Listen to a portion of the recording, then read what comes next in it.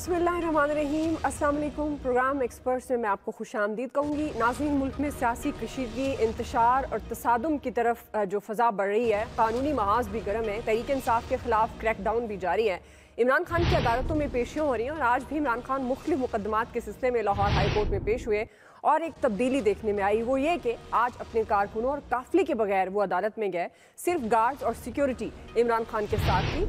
इस दौरान ना ही कोई रोड बंद हुआ, ना ही कहीं पुलिस देखने में आई, ना ही कोई जलाओ घेराव हुआ, ना ही कोई शेलिंग और ना ही कोई हुजूम नजर आया।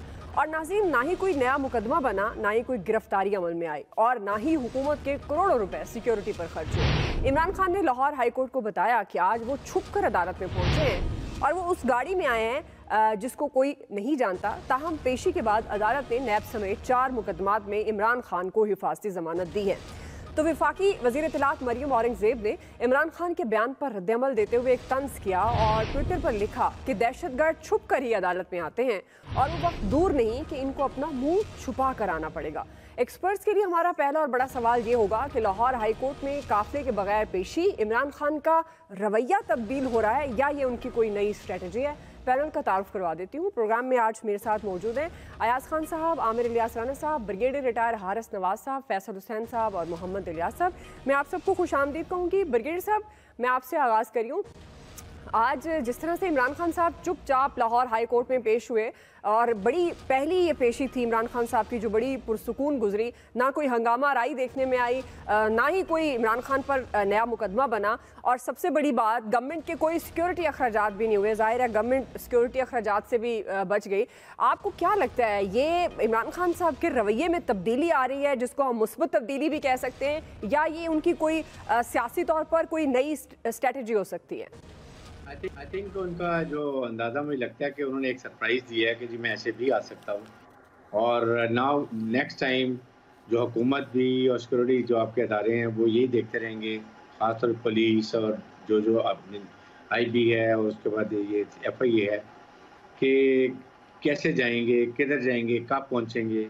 तो but it is good thing कि अगर इस तरह तरीके से जाएँ और कानून का एहतराम करें और उसमें कम से कम लोग जाएँ, लेकिन थ्रेट का जो भी उनको है वो ज़ाहिर है कि वो ज़रूर उनको प्रोटेक्शन देनी चाहिए जो एक उनका लीगल राइट भी है। लेकिन बात ये है कि इस वक्त कोर्ट ने पूछा कितनी एफआईआर्स हैं और आपके सामने कुछ 56 एफआईआर और कटी हुई हैं। यही एक एप्रीहेंशन थी उनकी कि मुझे एक केस में पकड़ लिया, उसके बाद फिर मैं कराची और वहाँ पर केपीके और कहाँ के मैं सैर कराते रहेंगे इनको और उसके बाद केस चलते रहेंगे। मेरे ख्याल में इस वक्त ज़रूरत है, अगर इमरान ने रियलाइज़ किया है तो हुकूमत को भी थोड़ा सा पॉलिटिकल टेम्परेचर डाउन करना चाहिए और इसके साथ माहौल साजगार बनाना चाहिए ताकि अमन हो, पीस हो, दुनिया में पैगाम जाए कि ये जमहूरी हुकूमत है और ये केयर टेकर गवर्नमेंट है जिसके लिए तमाम पार्टी बराबर हैं और किसी को एक एडवांटेज इसमें नहीं है। ये होना चाहिए। सेकंड, इसके साथ भी एक नज़र देखिए, इस वक्त प्रॉब्लम ये है कि आपके सामने IMF वर्ल्ड बैंक पैसा अब नहीं दे रहे हैं। दे आर स्टिल सीइंग, उन्होंने ये जो सब्सिडी दी है उससे भी वो नाराज़ हैं, दोबारा कह रही है हमारे परमिशन नहीं दी है। उसके बाद वो कहते हैं जी आप बैठ के तमाम पॉलिटिकल पार्टी से एक कंसेंसस ले ताकि जो भी नेक्स्ट आए वो उसको ऑनर करे, वो भी एक प्रॉब्लम है। ये चीज़ों को देखते हैं हमें ये देखना चाहिए कि इस वक्त मौका है कि आप हालात ठीक कर लें। और फिर वही मैं बात कहता हूँ कि प्राइम मिनिस्टर ने बात को चाहिए कि अभी एक दफ़ा कॉल दें, बैठें, मुज़ाकरात करें। मेरे ख्याल में आइस मेल्टिंग हो चुकी है। इमरान ने रियलाइज़ कि अपनी इस तरीके से बात नहीं कर सकती।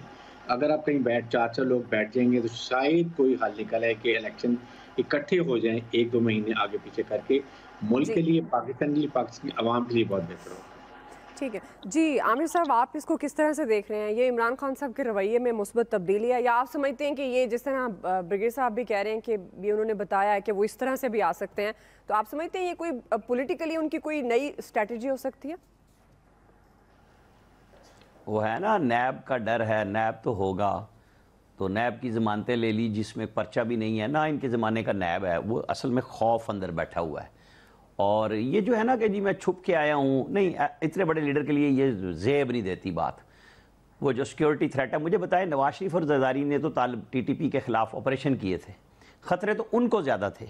इमरान खान साहब को सिक्योरिटी थ्रेट है, इनके ऊपर हमला हुआ है, इसमें कोई शक नहीं है। लेकिन जब जत्थे बना के लेके आते हैं तो पीछे से पर्चे होते हैं ना, तो इनको समझ आ गई कि उसका मेरे साथ तो उल्टा काम हो रहा है कि जब मैं जाता हूं बंदे लेके पुलिस साइड पे हो जाती है। जाहिर है पुलिस को क्या जरूरत है लड़ने की, और लोगों से मार खाए के नत्ती भी भेज देते हैं उनको कि छोटी रखनी है और कुछ भी नहीं करना, पिटाई भी कराएं। आपको याद होगा मैंने बताया था पहले दिन जब ये लाहौर हाई कोर्ट गए थे, 2 घंटे ये खड़े रहे, खुद इनके अपने वर्कर रोक के खड़े थे, पुलिस तो साइड पे हो गई थी लाहौर हाई कोर्ट से, किसी ने नहीं इनको रोका कि अंदर ना जाएं आप, ये खड़े रहे टाइम गुजार, और वो जज साहब इंतजार करते रहे। अब वो जो तौहीन अदालत की आपने सुनवाई है, तो जस्टिस फायदी साहब ने भी कहा है कि आप बात करें, क्यों मिस्टर जस्टिस कहते हैं, मैं अगर कोई बात करता हूं तो मीडिया के ऊपर पैमरा ने कैसे पाबंदी लगा दी है। जज के फैसले के ऊपर अगर लोग बात करते हैं, लोग कहते हैं, तो ये भी इनको देखना होगा कि सुप्रीम कोर्ट के एक जज ने लिखा हुआ है, जज ने ये कहा हुआ है, जो सारे मीडिया में रिपोर्ट हुआ है पिछले हफ्ते, जस्टिस फायद ईसा ने, ये जो अजहर सदीक साहब हमें ही तड़ी लगा रहे थे ना कि जी बातचीत क्यों करते हैं, फलां करते हैं। भाई मीडिया की तो मीडिया का काम है बात करना, आपका कंडक्ट होगा, हमने बात करनी है, आपने फैसला देना है, हमने फैसले के ऊपर बात करनी है। मीडिया ने और करना क्या है? मुझे ये बताएं कि जब जत्थे नहीं लेके गए तो पुलिस भी नहीं आई, आपको कुछ भी ना पर्चा हो रहा है आपके ऊपर, क्योंकि जब वायलेंस नहीं होगा तो पुलिस का या हुकूमत का दिमाग खराब है कि जाके वो लड़ाई शुरू कर दे उनके साथ, कभी भी नहीं हो सकता। ये तरीक़ाकार होता है कि आप जाएं, अदालतों में पेशी हो, आप जाएं और जाके कहें कि जी मेरे पास ये पर्चा है, मैं ये देख रहा हूँ FIR का जो बता रहे थे कि जी सुबह 6 थी शाम को 56 हो गई। जो भी हैं, इमरान खान साहब के ऊपर कोई ऐसा केस नहीं है जिसमें उन्हें 1 से 2 दिन से ज्यादा अगर वो अरेस्ट हो जाए तो कोई अदालत उनको फौरन जमानत देगी, और ये उनका राइट है, इनको कोई थाना नहीं रख सकता। अगर कोई कानून था वो था नैब का, जिसमें 90 दिन का रिमांड होता था और डाल देते थे लंबा ना। पहले भी FIA के केसेस जिस बंदे पे हुए, एंटी करप्शन के किस चीज, जिस इमरान खान साहब ने भी बेशुमार पर्चे कराए पंजाब के अंदर, एंटी करप्शन आखिरी अरबा था जब नैब से निकल आए, तो फिर वो अगले दिन सारों की जमानतें हो जाती थी। ये मुमकिन नहीं है कि आपकी जमानतें ना, और कानून जब आप तो आपके साथ तो फेवर भी हो रही है, लोग इल्जाम लगा रहे हैं जिसकी बुनियाद पर अजहर सदीक कह रहे हैं कि जी अदालतों को मतून करना छोड़ दें, जो कर रहे हैं उनसे वो पूछ लें कि क्या हो रहा है और क्यों नहीं हो रहा है। क्योंकि अदालतों पे हमले का तासुर इमरान खान साहब ने दिया है कि उनके लोग जाते हैं, जब वो जजेस कहते हैं कि जी आप आते हैं 2-2 घंटे बाहर लग जाते हैं, फिर वो कौन कह रहा है? वो जज कह रहे हैं ना। मीडिया तो सिर्फ उसे रिपोर्ट कर रहा है, कभी कोई अंदर हो रहा है, कभी कोई बाहर हो रहा है, यही कुछ हो रहा है। इमरान खान साहब की हिकमत अमली इसलिए तब्दील हुई है कि उनको समझ आ गई कि इसका मुझे असर फायदे के बजाय नुकसान का हो रहा है। लोग मेरे पकड़े जा रहे हैं, लाहौर में ऑपरेशन हुआ है, इस्लामाबाद में हुआ है, जलसे का उनका मोमेंटम नहीं बन रहा कि वो वहां पे कहते हैं मुझे रैली की इजाजत दे दे, जलसे की कहते हैं, यहाँ अदालत में वो कहते हैं वीडियो लिंक दे दें। ये उनके लिए मसाइल बन रहे थे, तो उन्होंने ये नई हिकमत अमली सिर्फ इसलिए बनाई है ताकि अपने इलेक्शन की फिजा को वो साजगार बनाएं। लेकिन इलेक्शन तभी मिलेंगे जब जिन लोगों से बात करनी है उनके साथ बैठ के रास्ता बनाएंगे, और वो बात हुकूमत से मैं कह रहा हूँ, मैं किसी और की नहीं कह रहा। ठीक है जी। अयाज साहब, आप किस तरह से देखते हैं इस हिकमत अमली को जो नई बनाई इमरान खान साहब ने? आपको लगता है कि ये इलेक्शन का माहौल साजगार बनाने के लिए, या ये जिस तरह ब्रिगेडियर साहब कह रहे हैं कि सियासी बर्फ पिघलती हुई नज़र आ रही है, बातचीत की तरफ भी जा सकते हैं, और जिससे जाहिर है सियासी तौर पर बातचीत के बाद इलेक्शन की राह हमवार भी होगी? अच्छा, आपके सवाल का जवाब मैं बाद में दूंगा, पहले अगर इजाज़त दें तो छोटा सा सवाल पूछ लूँ। जी जी सर। आज कैसी लगी आपको पेशी? सर देखिए, इतने सुकून की है कि सुकून का सवाल है। माशाल्लाह। अब बात यह है कि अगर क्राउड साथ लेके चला जाता है, इमरान खान बहुत ज्यादती करता है। आज वो क्राउड नहीं लेके गया, डर गया है, बर्बाद हो गया है। पता नहीं यार, आप लोग मतलब वो एक बंदा अप्रिशिएट कर रहे हैं। सुबह अब शुरू होते हैं इमरान खान से, हुकूमत नहीं कर रही, सुबह इमरान खान से शुरू होते हैं, रात गए इमरान खान इमरान खान इमरान खान, और कुछ है ही नहीं आपके पास, कोई चीज़ ही नहीं रह गई इस मुल्क में इमरान खान के सिवा। वो देखें, बात सिंपल है, मुझे लगता है कि इमरान खान ने स्टेप बैक किया है। कल उनकी जो वो कौम से खिताब था, वो जो कौम से खिताब भी, ये टर्म पहली दफ़ा हमने देखी ना, क्योंकि ऑपोजिशन लीडर कौम से खिताब कर रहा है, वरना आज तक तो अजीज हम वतनों होता था या हमारे नहीं, वो हमेशा कौम से खिताब कर रहे हैं जब से फारिग हुए हैं, पहली दफ़ा नहीं किया।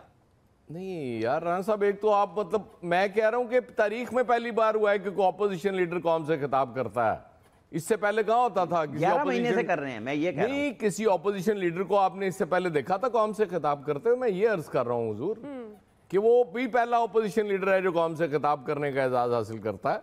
तो वो कल पीछे हटे। मुझे लगता है जो ब्रिगेडियर साहब को जो शक पड़ रहा है, वो उस शक का बीज मेरे अंदर भी कहीं ना कहीं मेरे जहन में भी मौजूद है कि परवेज इलाही साहब भी कल गए, सादिक संजरानी साहब भी आजकल एक्टिव हुए में, तो मुझे लगता है कि कोई ना कोई ऐसा मैसेज ज़रूर आया है कि आप थोड़ा पीछे हटें। कुछ लोग जो बहुत जिनको तसल्ली होनी है आपको अदालतों में इंतज़ार करते हुए बैठा देख के, को थोड़ी उनकी तशफ़ी भी हो जाएगी इस मामले में।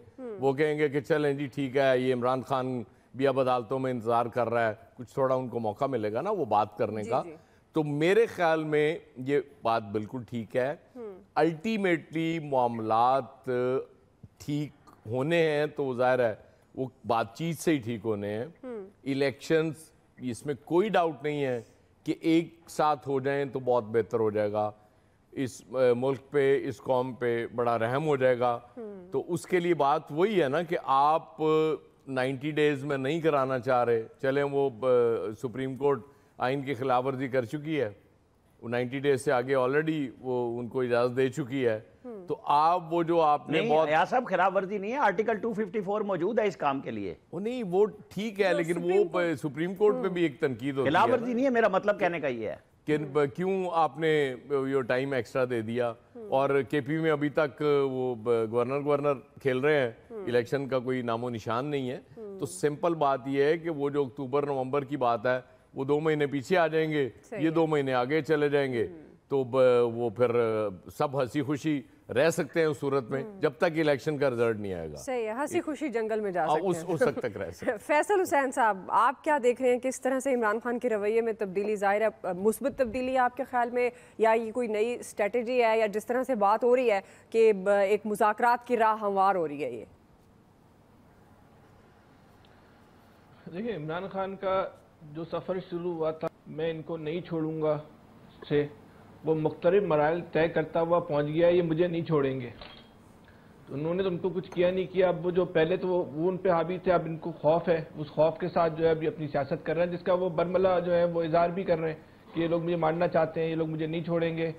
अच्छा, अब ये जो मीडिया है ना, मीडिया ने खुद अपनी जिम्मेदारी ले ली है कि इमरान खान की ना इमेज बिल्डिंग करनी है। बस ये है कि भाई अगर वो इस तरह आए तो उन्होंने किसी पे एहसान किया है? उनका काम है, उनको अदालत ने बुलाया था, अगर वो अवाम के झत्ते लेके पहुंच रहे थे तो वो गलत काम कर रहे थे, उसकी उनको इजाजत नहीं थी, वो कानून की खिलाफ वर्जी कर रहे थे, चाहे वो इमरान खान कर रहे थे, चाहे वो जरदारी साहब कर रहे थे, वो नवाज शरीफ साहब कर रहे थे। तो जिस तरह आए तो उनको इसी तरह आना चाहिए था।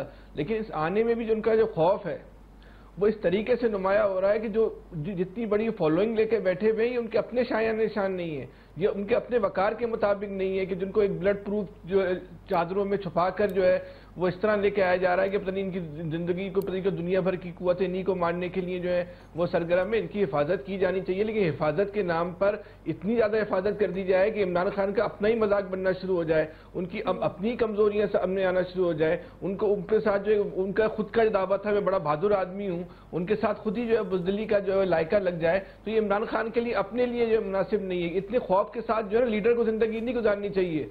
लीडर की जिंदगी का बुनियादी चीज होता है कि बहादुर होता है, वो किसी से डरता नहीं है, वो बाहिम्मत होता है। लेकिन इमरान खान की जो हमने अभी 9 महीने की जो जद्दोजहद देखी है, इसमें जो सबसे ज्यादा उनकी चीज सामने आई है वो खौफ, वो मौत का खौफ, वो गिरफ्तारी का खौफ, वो पुलिस का खौफ, वो उनके जो नैब की तहकीकात का खौफ, सिर्फ वो खौफ चल रहा उनका। तो इतने खौफजदा आदमी और फिर इतनी बड़ी दावा, हकीकत भी है इसमें इमरान खान की जो फॉलोइंग, इस पे तो कोई डिबेट दो राय नहीं है। तो ये अपने इमरान खान के अपने लिए छाया निशान नहीं है। बाकी तो मीडिया की ने खुद ये जिम्मेदारी हमेशा से ली हुई है कि इमरान खान की जो इमेज बिल्डिंग करनी है। वो तो अपने मेहमान को वो चाय भी नहीं पिलाते, तो मीडिया इस पर भी बड़े फखर से बताता है कितने जबरदस्त काम करते हैं, मेहमान को चाय नहीं पिलाते, उसके सामने बैठ के जो है खुद खाना भी खाते हैं, पूछते भी नहीं है। तो ये भी इमरान खान का इस मीडिया ने उसको बतौर जो है वो कारनामा जो बयान किया हुआ है। अदालत आ गए वो बगैर जत्ते के, तो मीडिया इसको भी बोल रहा था कितना बड़ा मुस्बत काम हो गया, इमरान खान जो है बगैर अवाम के हुजूम के आ गए, कोई हंगामा राय नहीं हुई, लोग नहीं आए। चले भाई ठीक है, मीडिया की मर्जी है। इसी तरह अगर लोगों को हमने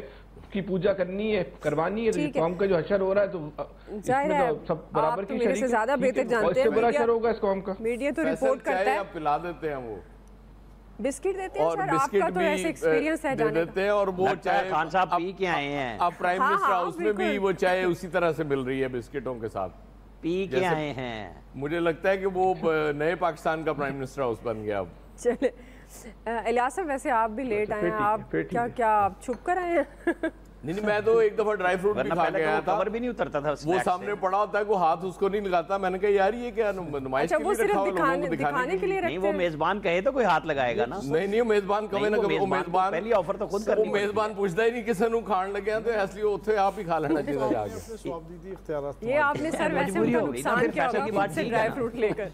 इलियास साहब ये तो बड़ा ही यानी कि फैसल भाई ये जो थे ना कि उनको थ्रेट है, उनको मुसलसल थ्रेट है, गवर्नमेंट की जानब से भी कहा जा रहा है, तो इसके लिए वो इकदाम करें। और देख लें आज उन्होंने अपने साथ जो एक रश होगा, रश के अंदर ज़्यादा ख़तरा होता है। खान साहब भी इस बात को समझते हैं कि जितना रश होगा, आवाम जिस तरह उनकी गाड़ी पर साथ साथ दौड़ रही होती है, तो उस टाइम हमला होने का ज़्यादा डर होता है। तो इस वजह से उन्होंने यही फैसला किया। आज टाइम उन्होंने बताया था 2:15 बजे जाने के, लेकिन वो पहले निकल गए और अकेले निकले और किसी को पता नहीं चला, और जाके उन्होंने हाई कोर्ट में चले गए, जाके उन्होंने पेशी के लिए किया। तो ये एक अच्छी बात है कि इस तरह बजाय रश लगा के पूरा शहर उस टाइम डिस्टर्ब होता है, और शहर डिस्टर्ब होता है। और खान साहब की अच्छी स्ट्रैटेजी है कि बजाय कि रश लगाने से टाइम वेस्ट होता है, पूरा दिन लग जाता है उसमें, और रात गए तक वो फिर कोर्ट्स वगैरह को इंतज़ार करना पड़ता है। बहरहाल उनको बेल्स मिल गई, वो अकेले भी गए हैं, लोगों के साथ भी गए, तो उनको जाके उनका एतमाद बहाल हुआ है। बाकी जो सिक्योरिटी पर उन पर हमला हो चुका है, एक हमला हुआ है, इसलिए वो हमले के बाद यार ये ज्यादती है, एतमाद बहाल हुआ है, क्या हुआ है? वो कोई बैटिंग से जीरो पे जा रहे थे रोज, जो आप कह रहे हैं एतमाद बहाल हुआ है? नहीं, एतमाद उनका जाहिर है बहाल हुआ कि अवाम के बगैर भी चले जाएं तो उनको जमानत मिली है। कानून है, कानून के मुताबिक जो होगा उसके मुताबिक ही वो पहले वो एक प्रेशर होता था कि उनके प्रेशर होता था, पता नहीं कि क्या शायद गिरफ्तार कर लें। जाहिर है उनको कोर्ट से वही रिलीफ मिलेगा जो कानून के मुताबिक होगा, आइन के मुताबिक होगा। इससे बढ़ के तो कोई नहीं हो सकता। जैसे आप खुद कह रहे थे कि उनके जो केसेस हैं 1-2 दिन से ज्यादा नहीं, उनके बाद बेल हो जाती है। तो जाहिर है उनको कल उन्होंने मुशावरत वगैरह की थी, अपने वकला वगैरह बुलाए थे, वो अब पूरी किस्म के यानी उन्होंने FIR दर्ज करने के लिए भी दरख्वास्त दी है।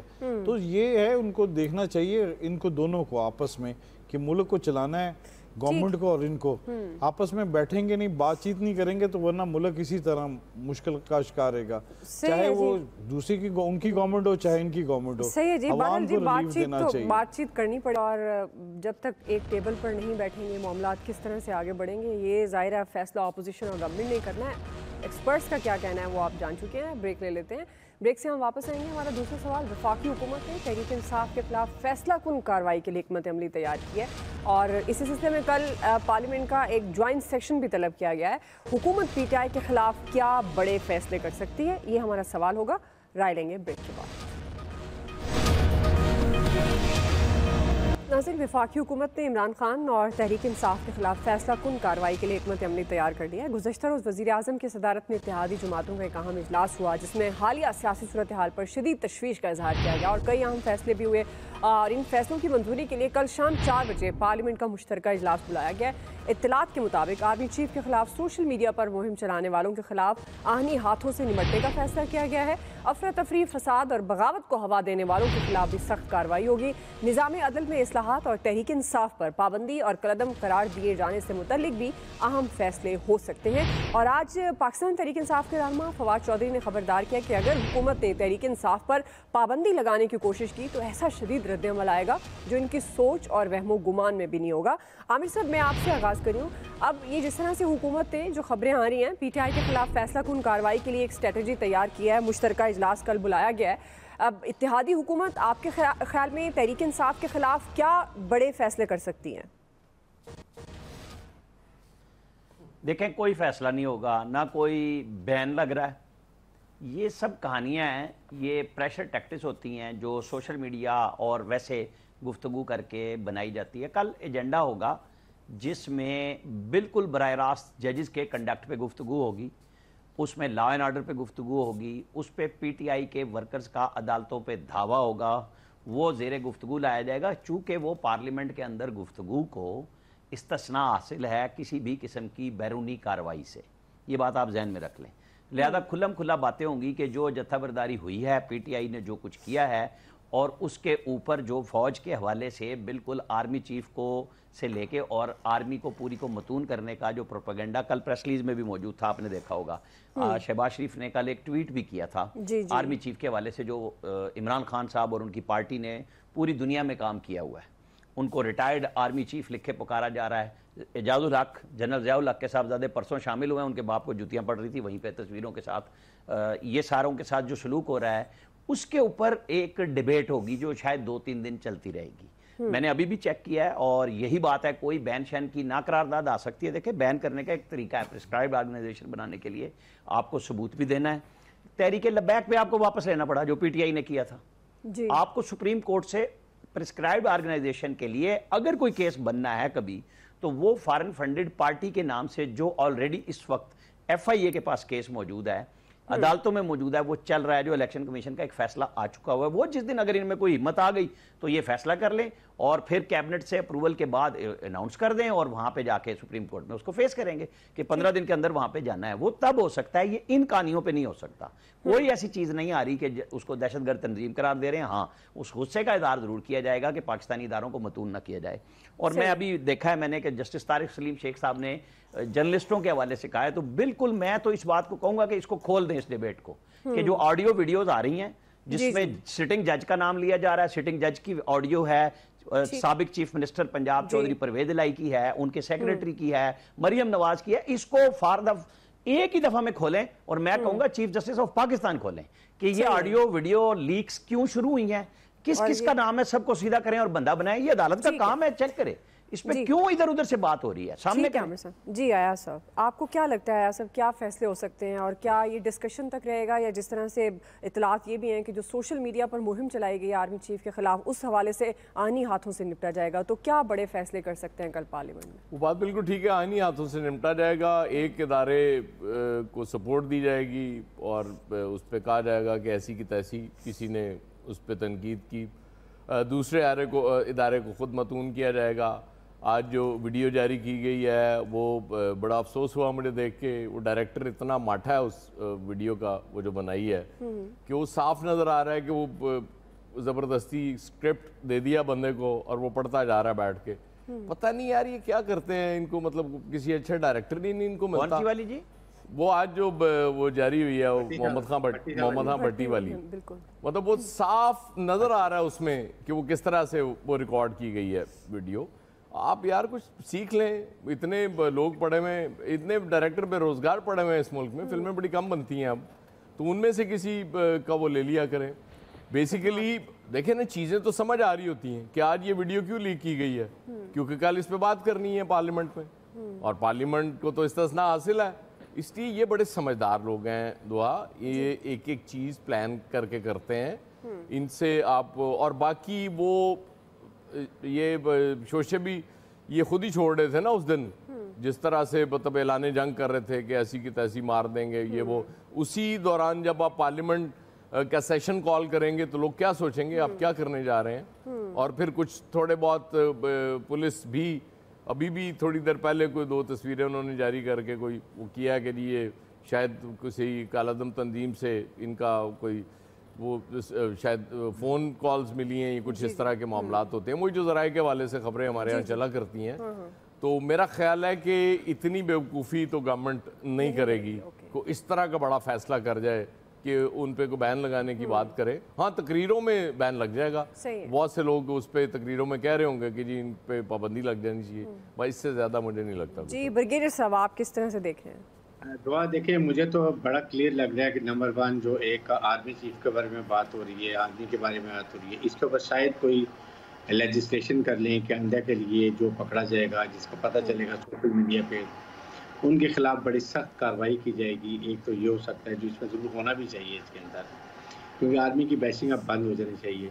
फिर कोर्ट्स के ऊपर प्रेशर, अदलिया को प्रेशर डालेंगे, पार्लियामेंट से ज्वाइंट कोई ऐसा स्टेटमेंट लेंगे जिसके ऊपर कि जी ये ऐसे हुआ है, उनके ऊपर ये जो लीक्स आ रही हैं इसकी बात से प्रेशर डाल के हो सकता है कि उनको डिसीजन किया। लेकिन मेरे ख्याल में ये फ्यूटाइल एफर्ट होगी, क्योंकि फिर भी जजेस अपने पुलिस को लुक आफ्टर करते हैं। मेरे ख्याल में इसकी ज़रूरत नहीं है, जो उन्हें डिसीजन देना है वो डिसीजन देंगे, और लेकिन कानून और आइन के मुताबिक होना चाहिए और अदल का फैसला बिल्कुल अच्छे तरीके से होना चाहिए।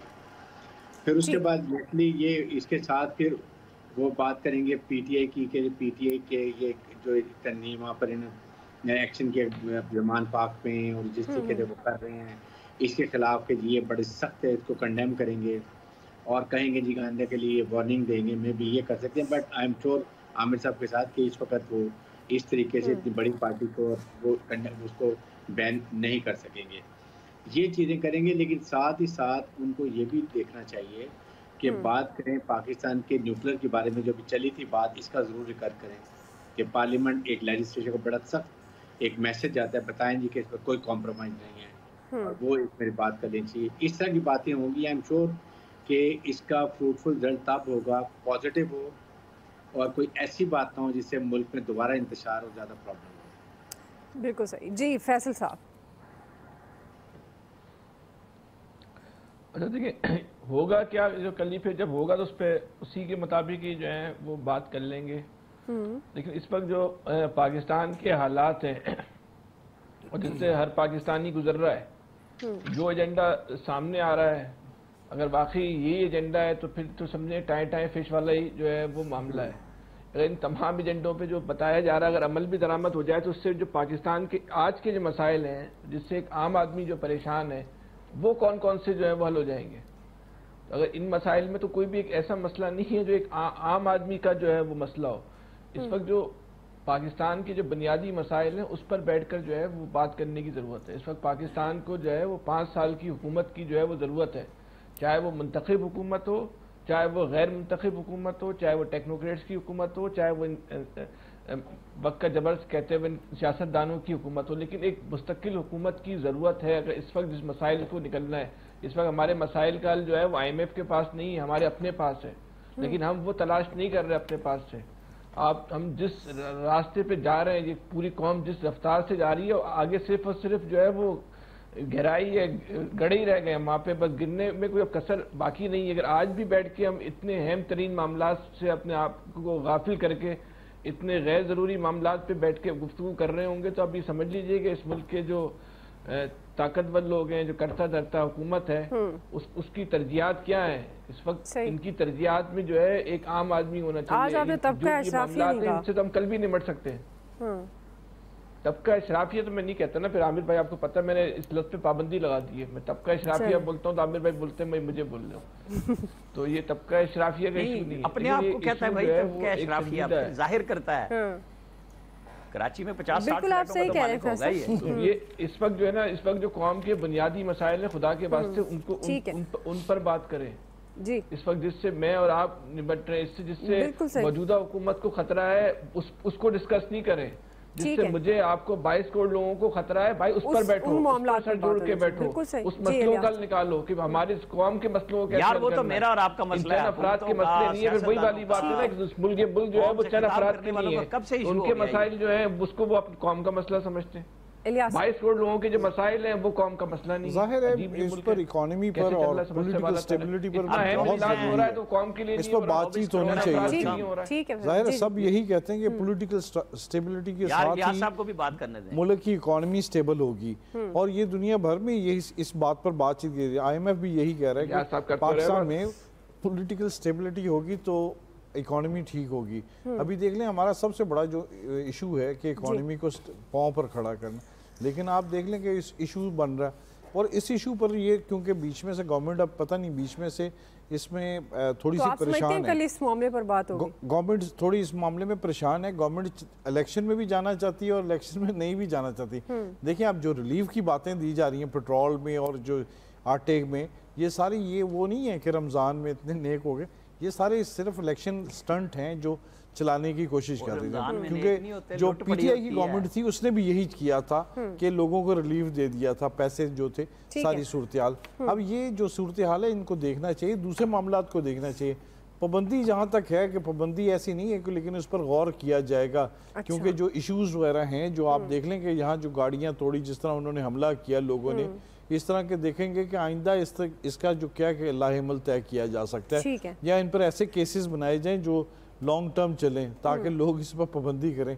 जाहिर है गवर्नमेंट ने कुछ ना कुछ तो करना है ताकि इन लोगों को, कारकुनों को थोड़ा सा डराना है। जाहिर है वो चल रहे हैं इस वक्त, तो ये सिलसिला तो चलता रहेगा, लेकिन इस पर इनको चाहिए कि अपनी इकोनॉमी के पर बात करें, लोगों को रिलीफ दें। लोग ये वैसे एहतजाज करना चलिए वो देने जा रहे हैं और इस पर हम आगे बात भी करते हैं। ब्रेक नाज़रीन, ब्रेक के बाद वापस आएंगे। जो रिलीफ के नाम पर एक ड्रामा हो रहा है इस पर हम ज़रूर बात करेंगे और सवाल रखेंगे कि हुकूमत का महंगाई के मारे आवाम को आटे और पेट्रोल पर रिलीफ देने का इकदाम काबिल तहसीन है, मगर प्लानिंग का फुकदान क्यों है? राय लेते हैं ब्रेक के बाद। नाज़रीन, पंजाब में मुफ्त आटे का हसूल आवाम के लिए मौत और ज़िंदगी की जंग बन गया। मुतअद्दिद शहरों में आटे की तकसीम में शदीद बदनज़मी देखने में आई। मुख्तलिफ वाक़यात में अब तक खातून समेत 2 अफराद जाँ बहक और मुतअद्दिद ज़ख्मी हो चुके। इससे पहले भी हमने देखा जब यूटिलिटी स्टोर्स पर सस्ते राशन की फरामी थी या सैलाब मुतासरीन में राशन की तकसीम, नाकिस इंतजामात के बायस ऐसी सूरत हाल देखने में आई। अब गवर्नमेंट ने कम आमदनी वाले अफराद को पेट्रोल पर फ़ी लीटर 100 रुपये रियायत देने का ऐलान किया है। गो कि IMF ने इस पर शदीद तहफ़्फ़ुज़ात का इज़हार कर दिया है, मगर इस बदतरीन महंगाई के दौर में गवर्नमेंट की जानिब से आवाम को आटे और पेट्रोल पर रिलीफ देना, हम तो इसे भी कहेंगे ये काबिल तहसीन इक़दाम है, लेकिन नाकिस मनसूबाबंदी है, प्लानिंग की का फुकदान है, जिसकी वजह से रिलीफ के लिए शहरी जलील और ख़ार हो रहे हैं और उनकी जानें दाव पर लगी हैं। फैसल साहब, मैं आपसे आगाज़ करी हूँ, ये जो बदतरीन महंगाई में हुकूमत का आवाम को आटे और रिलीफ पेट्रोल पर रिलीफ देने का जो उन्होंने इकदाम किया है, और वो कह रहे हैं कि जी अब देखिए आपको खुश होना चाहिए फैसल साहब, वो कह रहे हैं कि अमीरों के लिए हम टैक्स की मद में और ये जो पेट्रोल में भी अब क्लासिफिकेशन कर देंगे, और ये जो आटे पे आप देखें किस तरह से शदीद बदनज़मी में 2 अफराद जाँ बहक हुए, मुतअद्दिद ज़ख्मी। तो आपके ख्याल में जब रिलीफ देने के लिए कुछ इकदाम किए जाते हैं तो प्लानिंग का फुकदान वहाँ क्यों नज़र आता है? प्लानिंग क्यों नहीं की जाती कि किस तरह से तकसीम करनी है? कौन सा ऐसा आसान तरीका है जिससे वाक़तन वो रिलीफ लोगों तक जाए, ना कि उनके लिए वो जानों का ज़िया हो और मुतअद्दिद अफराद ज़ख्मी हो जाए? देखिए, जब आपके पास कोई विजन ना हो ना, तो फिर आप ऐसी मसनूई कामों के ज़रिए जो है वो खुद नुमाई करके जो है वो अपनी मसनूई शोहरत हासिल करने की कोशिश करते हैं। ये इसी तरह का काम है। ज़कात खैरात जो है ना, उससे कौमों की मसाइल और गुर्बतें जो है ना वो ख़त्म नहीं होती। कोई दुनिया में ऐसी कोई मिसाल नहीं है जहाँ पे जो है ना ज़कात खैरात बात के जो है ना वो गुर्बत को जो है ना ख़त्म कर दिया गया। और ये ऐसी अहमकाना बातें, भाई आप जो बुनियादी काम है वो क्यों नहीं करते? इस वक्त सबसे ख़तरनाक बात यह है कि इस मुल्क के अंदर जो है खास तौर पे इस 9 महीने के अंदर कारोबार मुकम्मल तौर पे बंद हो गया। मुकम्मल तौर पे जो खुला हुआ कारोबार है मुस्तकिल बंद हो रहा है। हज़ारों लोगों को रोज़ाना की बुनियाद पे जो है आप सनती इलाकों का डेटा तो लेना, वहाँ क्या सूरत हाल हुई भी है। हज़ारों लोगों को निकाला जा रहा है। आपकी एक्सपोर्ट जो है वो मुकम्मल तौर पर जो है वो बंद हो चुकी है। आपकी जो इम्पोर्ट है, इम्पोर्ट बनाने के जहाँ नुकसान है ना, वहाँ इस बात को भी समझने की ज़रूरत है कि आपके लाखों अफराद जो है ना वो बिल वास्ता या बिला वास्ता इस इम्पोर्ट से जो है ना उनका जरिया माश है। यहाँ दुकानें लाखों दुकानें इस पाकिस्तान के अंदर जहाँ इम्पोर्टेड माल बिक रहा है, इसके जो मुल्क की जो सूरत हाल पे जो नेगेटिव असर पड़ता है अपनी जगह, लेकिन जो लाखों लोगों का रोजगार है वो खत्म हो चुका है। इसको हल करने की जरूरत है। ये आटा बांट दिया, ये 10 रुपए हमने 50 रुपए पेट्रोल पे कम कर दिया, मेरे 100 रुपए बढ़ा दिए। भाई मेरे क्यों बढ़ा दिए? मेरी कोई आमदनी बढ़ गई है क्या जो आपने मेरे 100 रुपए बढ़ा देंगे, या जो गाड़ी वाले के 100 रुपए बढ़ा देंगे? आपने तो मिडिल क्लास आदमी को उस पर जो है उस पर लेकर आ गए, उसको भी आपने गरीब बना दिया। मिडिल क्लास आपने जो है यहाँ से जो है खत्म कर दी। आप बुनियादी काम करें, आप कोई प्लान दें। जब आप आटा बांट रहे हैं ना, जब आप ज़कात बांट रहे हैं, तो इस बात का ऐलान है कि आपके पास कोई प्लान नहीं है इस कौम को मसाइल से निकालने का। सही है जी। आया साहब, देखिए आटे का तो बुनियादी तौर पे ये हुआ कि 20,000 पॉइंट्स थे जहाँ से सस्ता आटा मिल रहा था। आपने वो एकदम बंद कर दिए और कहा जी मुफ्त आटा ले लें जाके। ज़ाहिर फिर ये उसका रिजल्ट यही होना था। इसी तरह का रिजल्ट निकला करता है इस तरह की चीज़ों का, क्योंकि आपको अब लग रहा है कि कुछ ना कुछ तो हमें करना पड़ेगा ना लोगों की तवज्जो हासिल करने के लिए, जी वो वापस हमारी तरफ आएँ। ये पेट्रोल का जो मामला चल रहा है, मुझे ये उस तरह का एक ऐलान लग रहा है जैसे हमरा शहबाज साहब ने बतौर चीफ मिनिस्टर वो 200 यूनिट बिजली फ्री देने जा रहे थे पंजाब में गरीबों को।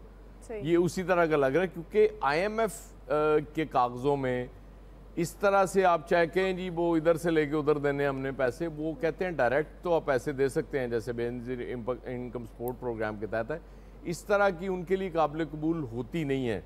और दूसरा कमाल है, मुबारक हो 1000 सीसी जिनके पास गाड़ियाँ हैं वो भी अमीर हो गए हैं, वो भी 100 का एक्स्ट्रा देंगे।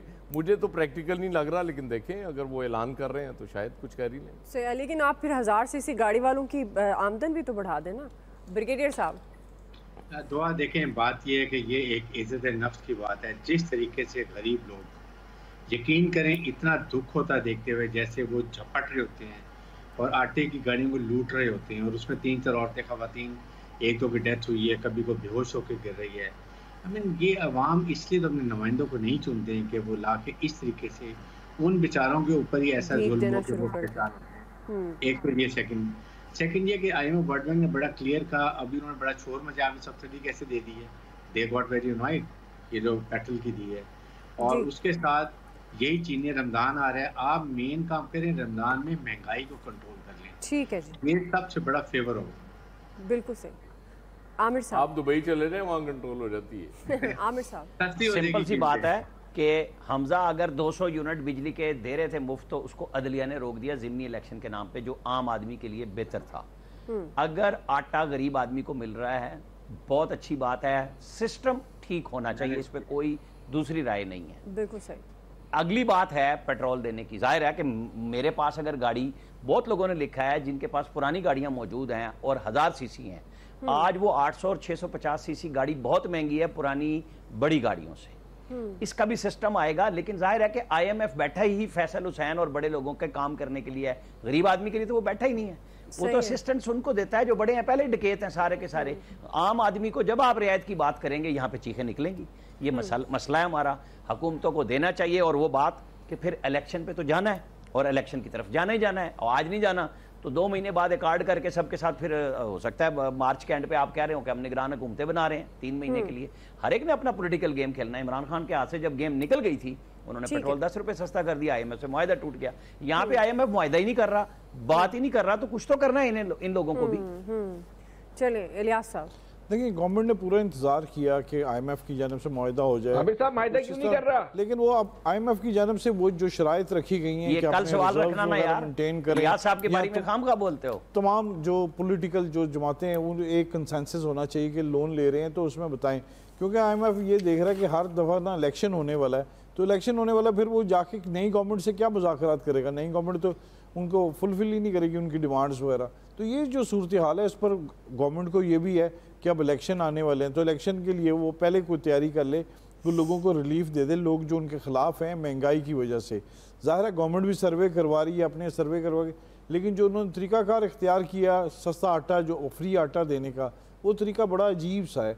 उसमें देख लें लोगों की कीमती जाने जा रही हैं, लोग इसके लिए लड़ते हैं, सारा दिन झगड़ते हैं, वो बजाय जॉब पर जाने के अशराफिया गरीब आदमी को मुफ्त आटा भी नहीं देने देता। तो मसला गरीब ये है। आदमी को मुफ्त आटा दें, लेकिन और तरीके से प्लानिंग भी नहीं दें, करता कि उनको देना एक किस तरह। इज्जत के साथ दें उनको। जैसे प्लानिंग की तो मैं कह रहा हूँ, प्लानिंग तो होनी चाहिए, लेकिन मुफ्त आटे प्लानिंग पे के इतराज साथ नहीं होना होना चाहिए। चाहिए। लेकिन अब गवर्नमेंट ने आज किया है कि चीफ सेक्रेटरी साहब और तमाम सेक्रेटरी वो साथ निकल के उसको मॉनिटर वो जो करें। पॉइंट्स थे सस्ता मिल रहा था। आमिर भाई, यहाँ लोगों की इज्जत नस्ल हो रही है, आप उसकी हिमायत कर रहे हो। अल्लाह से डरो, कैसी बातें कर रहे हो यार? यार आप गरीब सही आदमी कह के रहे हैं, पास मुफ्त खाने को आटा नहीं, देने आप पे इज्जत बिल्कुल ना नाराज नहीं है, बल्कि हमारी अपील है इन हुक्मरानों से कि मुफ्त आटा आप दें, लेकिन उसका कोई प्लानिंग होनी चाहिए। इज्जत नफ्स की धज्जियां तो ज़रूर उड़ाई जा रही हैं, लेकिन गुर्बत के मारे लोगों के लिए ये आटा भी बहुत बड़ी नेमत है। लेकिन खुदारा इसको देने का कोई तरीक़ाकार बना लें ताकि ये जानों का नुकसान ना हो, बल्कि उनके घर में आटा जाए, उन जानों की हिफाजत हो उस आटे से, ना कि उनका नुकसान हो। आज के एक्सपर्ट से इतना ही नाज़रीन, फीडबैक दीजिएगा, ख्याल रखिए, अल्लाह हाफ़िज़।